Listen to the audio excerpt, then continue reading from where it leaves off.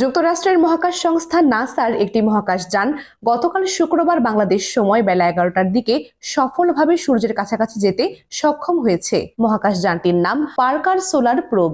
এর আগে আর কোনো মহাকাশযান সূর্যের এত কাছাকাছি যেতে পারেনি। নাসার তথ্য অনুযায়ী প্রোবটির একটি আলোক সংকেত যুক্তরাষ্ট্রের মেরিল্যান্ড অঙ্গরাজ্যের লরেল শহরে অবস্থিত জনস হপকিন্স অ্যাপ্লাইড ফিজিক্স ল্যাবরেটরিতে এসে পৌঁছেছে।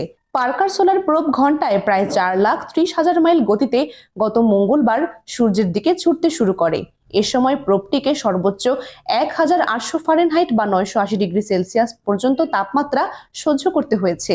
এসব প্রতিকূলতা পাড়ি দিয়ে অবশেষে তা বাংলাদেশ সময় গতকাল বেলা 11টার দিকে সূর্য পৃষ্ঠের প্রায় 38 লাখ মাইল কাছাকাছি পৌঁছতে সক্ষম হয়। 24 ডিসেম্বর যাত্রার পর থেকে মহাকাশ যান বা প্রোবটির সঙ্গে এপিএল এর যোগাযোগ বিচ্ছিন্ন ছিল। মহাকাশ যানটির প্রোগ্রাম এমন করে ঠিক করা ছিল, তা যদি সফলভাবে সূর্যের কাছাকাছি প্রত্যাশিত স্থানে পৌঁছাতে পারে তাহলে একটি আলোক সংকেত পাঠাবে। এই সংকেতের জন্যই নাসার বিজ্ঞানীরা অধীর আগ্রহে অপেক্ষা করছিলেন। সংকেত পাঠানোর অর্থ হলো মহাকাশ যানটি নিরাপদে আছে এবং ঠিকভাবে কার্যক্রম চালাতে পারছে।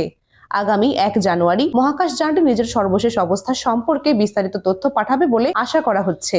পার্কার সোলার প্রোব সূর্যের এতটা কাছাকাছি যাওয়ার ফলে এই নক্ষত্র সম্পর্কে নতুন তথ্য জানা যাবে বলে আশা করা হচ্ছে। এসব তথ্য সূর্যের চারপাশের অতি উত্তপ্ত অঞ্চলকে বুঝতে এবং সৌরবায়ুর উৎস শনাক্ত করতে বিজ্ঞানীদের সহায়তা করবে। এর আগে সূর্যের কাছাকাছি অঞ্চল একাধিকবার প্রদক্ষিণ করে মহাকাশ যানটি বিজ্ঞানীদের নক্ষত্রটির বায়ুমণ্ডলের বাইরের সীমানা বুঝতে সাহায্য করেছিল। You are watching Raj TV, Jagorone, Bangladesh. Please subscribe our channel.